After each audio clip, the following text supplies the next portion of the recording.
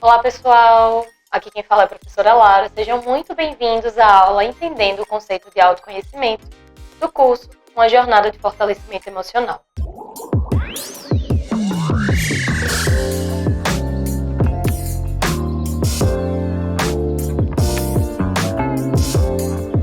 Trazendo uma introdução sobre o conceito de autoconhecimento, a gente vai explorar aqui o que de fato significa se conhecer.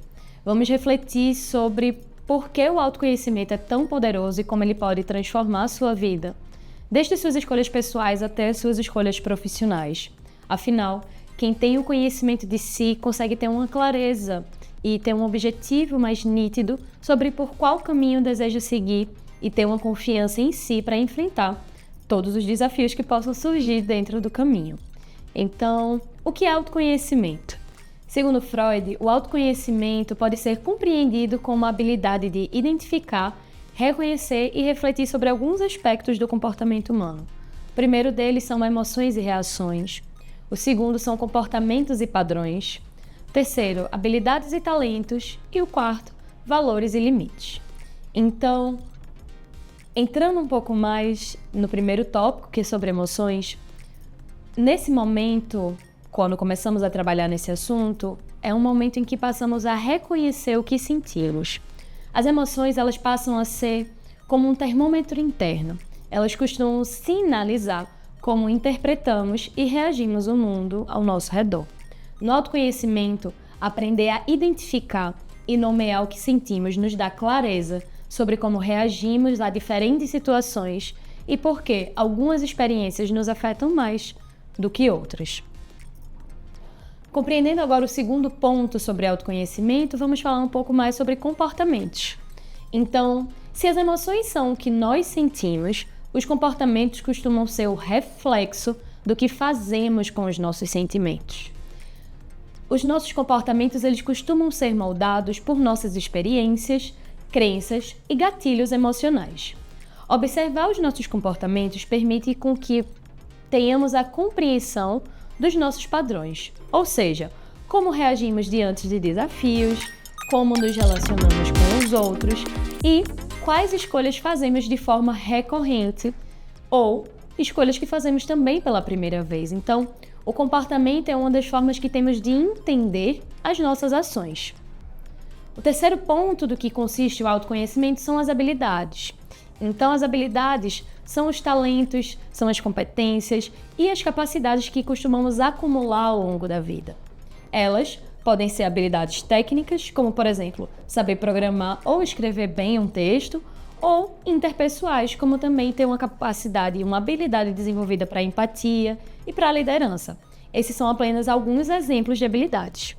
Ao conseguirmos identificar o que nos faz bem, o que podemos movimentar, podemos aumentar a nossa confiança e explorar, com base nessa confiança, novas oportunidades e traçar caminhos que estejam alinhados com nossos objetivos pessoais e profissionais. Olhando para o quarto ponto do que constitui o autoconhecimento, são os valores. Os valores guiam e trazem uma identificação sobre o nosso perfil, sobre o nosso posicionamento.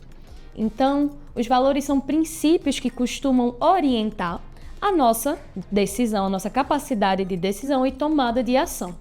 Os valores refletem o que consideramos importante, como honestidade, liberdade, família ou até mesmo o que entendemos por sucesso.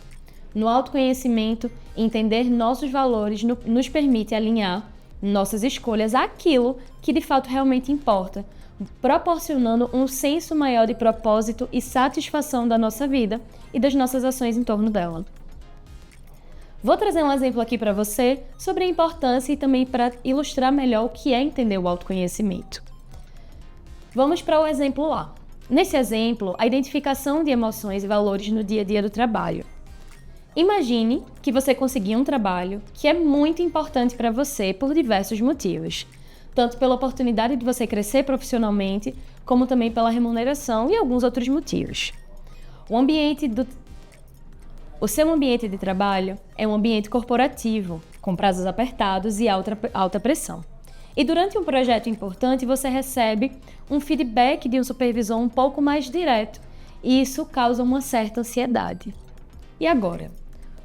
Como você se posicionaria diante dessa situação? Como você lida com essa situação?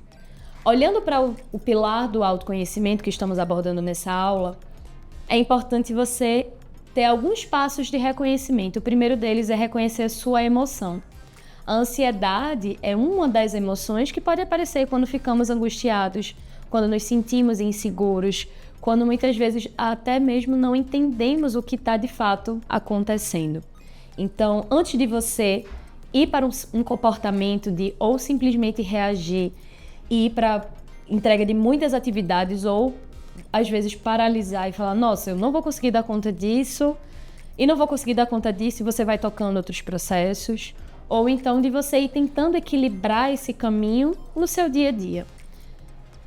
Nessas situações, ter o autoconhecimento e o entendimento da sua emoção e como você deseja agir, mesmo numa emoção desconfortável, é fundamental.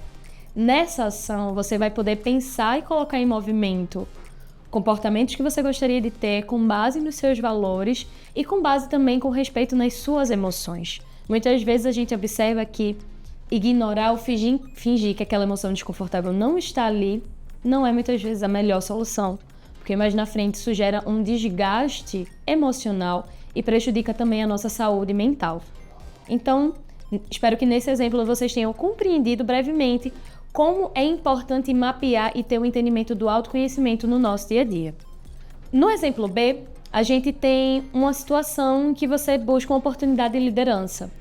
E durante a sua autoavaliação, você observa que tem facilidade de resolver problemas em grupo, que é uma habilidade técnica.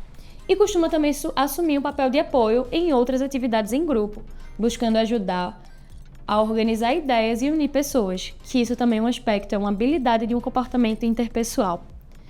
Você saber reconhecer essas características pessoais te permite com que você possa buscar cargos que possam exigir gestão de equipes ou que destaquem essas competências em outras entrevistas de emprego.